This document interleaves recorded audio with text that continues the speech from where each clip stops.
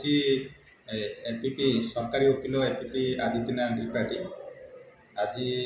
आमर कोर्टे गोटे राय प्रकाश होती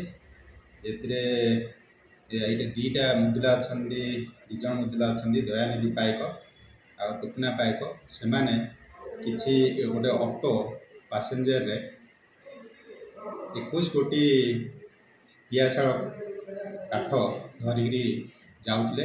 जहाँ मानसिनी मंडल जी कि फॉरेस्ट गार्ड थे चंद्रगिरी फॉरेस्टर इलीगल ट्रांसपोर्टेशन रे धरी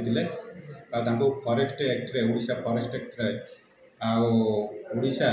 ट्रांजिट ट्रांसमिट रूल रे चार्ज होता से 5टी साक्षी आम करूँ से 5टी साक्षीर साक्षी को धरी तार जो किसी सीजर अन्य सब एविडेंस को धरी माननीय अदालत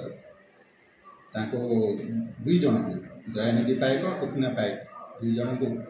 1 वर्ष कारादंड सहित 2000 टंका फाइन पकई 2000 टंका फाइन सी नदेवे आ 2 मास सी अतिरिक्त जेल रे